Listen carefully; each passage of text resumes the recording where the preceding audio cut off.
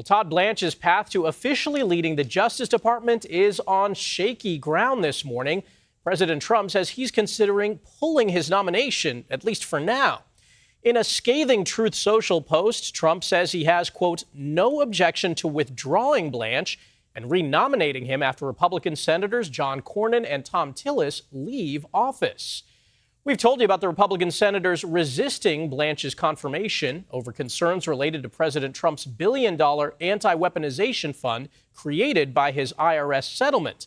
They told our Nicole Killian and Caitlin Huey-Burns they still want written assurance that the fund is dead. They need to put that in writing so it's enforceable, and so far they have been unwilling to do that. If I'm a Democrat, I would hold this over our heads. That's why it needs to go. It's politically tone deaf and the policy is horrible. And CBS News congressional reporter Taurean Small is live on Capitol Hill with the latest. Taurean, good morning. Now, Senator Cornyn says he and Senator Tillis aren't the only lawmakers who take issue with this. Is there any chance this vote could get done before the August recess?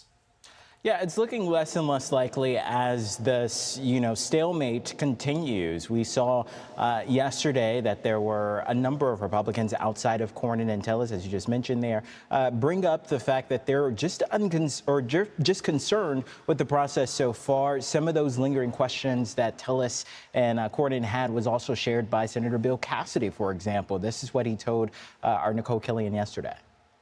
Shouldn't every American be afraid of the weaponization of the Justice Department? If there's not adequate answers for that, then probably there needs to be somebody else. If the vote happened today, would you support him? I'm not going to answer that because I'm still in the information gathering stage.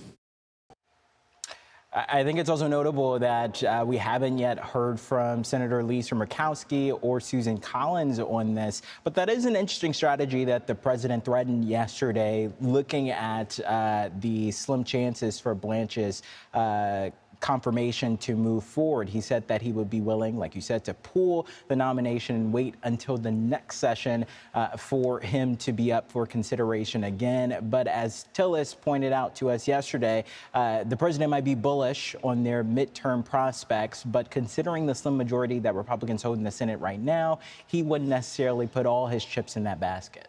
And Taurean, we know that Tillis and Cornyn had a meeting with Blanche yesterday. Do we know anything about what came out of that? Yeah, according to sources familiar with the talks, that meeting lasted for about 45 minutes. It happened off campus at the NRSC building, but no resolution came from it.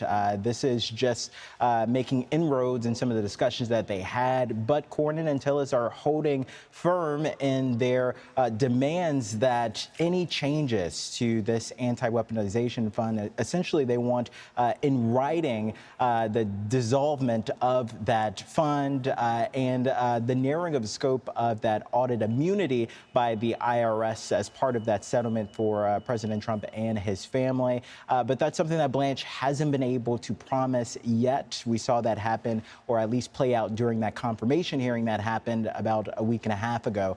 So now we're looking at a scenario where they have one more week to be in session, which is next week, and then they're gone for the August recess. When asked about whether or not the likelihood that he would be confirmed before then, Senator John Kennedy, said that it's not looking too likely right now, Michael.